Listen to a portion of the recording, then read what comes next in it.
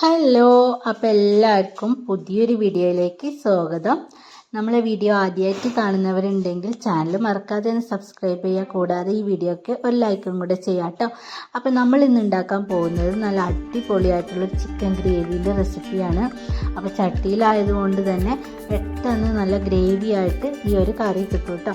അപ്പോൾ അതിനായിട്ട് ഞാനൊരു ചട്ടി വെച്ച് കൊടുത്തിട്ടുണ്ട്. ഒരു 2 ടേബിൾ സ്പൂൺ ഓയിലും കൂടെ ഒഴിച്ച് കൊടുത്തിട്ടുണ്ട്.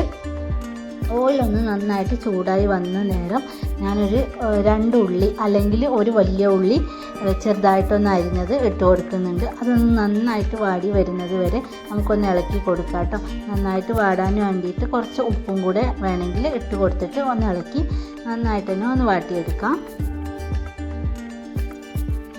ഉള്ളി ഈ ഒരു പാകമൊക്കെ ആയി കഴിഞ്ഞിട്ടുണ്ടെങ്കിൽ നമുക്ക് ഒരു 2 സ്പൂണ് വെളുത്തുള്ളി, ഇഞ്ചി, പച്ചമുളക് എല്ലാം കൂടെ ഒന്ന് ക്രഷ് ചെയ്തെടുത്തത് ചേർത്ത് കൊടുക്കാം. ഇങ്ങനെ തന്നെ ചേർത്ത് കൊടുക്കണം, അപ്പോഴാണ് നല്ലൊരു ടേസ്റ്റ് ഉണ്ടാകുന്നത്. എല്ലാം കൂടെ ഒരുമിച്ച് ക്രഷ് ചെയ്ത് കൂടെ 2 തക്കാളി പേസ്റ്റ് ആക്കിയതും കൂടെ ചേർത്ത് കൊടുക്കാം. പേസ്റ്റ് പോലെ തന്നെ ആക്കിയിട്ട് ചേർത്ത് കൊടുക്കാൻ ശ്രദ്ധിക്കണേ.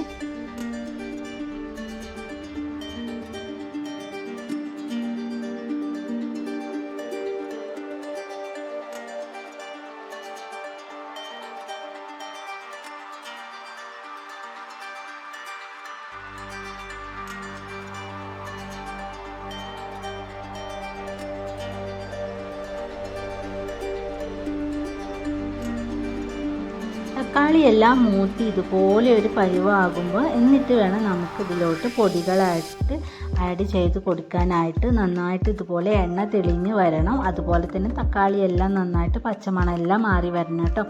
ആ ഒരു സമയത്ത് നമുക്ക് 1/4 സ്പൂണ് മഞ്ഞൾപ്പൊടി, 2 സ്പൂൺ മുളക് പൊടി, അതുപോലെ തന്നെ 2 സ്പൂൺ മല്ലിപ്പൊടി, ഒരു 1/4 സ്പൂൺ തന്നെ ഗരം മസാല കൂടി ചേർത്ത് കൊടുക്കാം കേട്ടോ.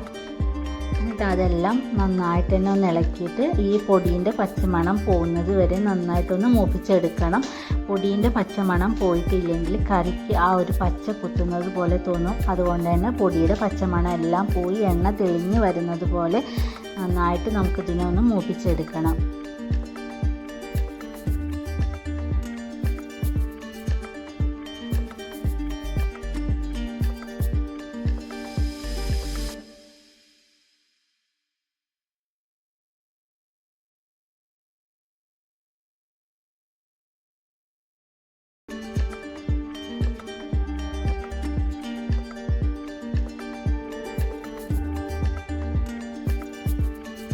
അതൊന്ന് നന്നായിട്ട് മൂത്ത് വന്ന് കഴിഞ്ഞാൽ പിന്നെ നമുക്ക് ചിക്കൻ ഇട്ട് കൊടുക്കാം.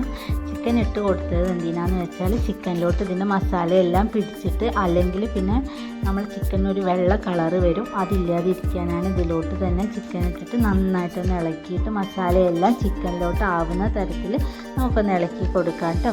അതിന് ശേഷം കുറച്ച് കറിവേപ്പില ചേർത്ത് കൊടുക്കുന്നുണ്ട്. കറിവേപ്പില ഇഷ്ടത്തിനനുസരിച്ച് എത്ര വേണമെങ്കിലും ചേർത്ത് കൊടുക്കാം. അതിന് ശേഷം നമുക്ക് ഇതിലോട്ട് ആവശ്യത്തിനുള്ള ഉപ്പും കൂടെ ചേർത്ത് കൊടുക്കുന്നുണ്ട് കേട്ടോ.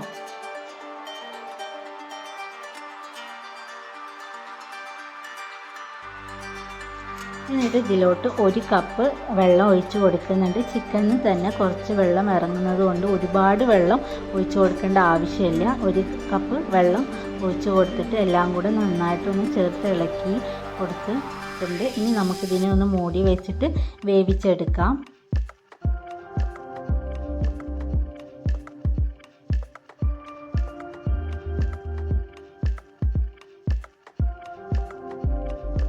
ചിക്കൻ എല്ലാം നന്നായിട്ട് വെന്ത് ഇതുപോലെ വെള്ളം വറ്റി വരുമ്പോൾ നമുക്ക് ഒരു 1/4 ഗ്ലാസ് നല്ല കുറുകിയ തേങ്ങാപ്പാൽ ചേർത്ത് കൊടുക്കാം.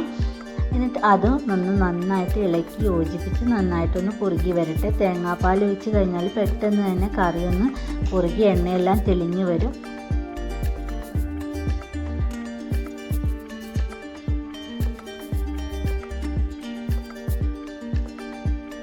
ഒരു 2 മിനിറ്റ് കൊണ്ട് തന്നെ ഇതുപോലെ നന്നായിട്ട് എണ്ണ തെളിഞ്ഞ് വരും. അപ്പോൾ നമുക്ക് വാങ്ങി വെക്കാം. വാങ്ങി വെക്കുമ്പോൾ കുറച്ച് മല്ലിയിലയും കൂടെ ചേർത്ത് കൊടുക്കാം.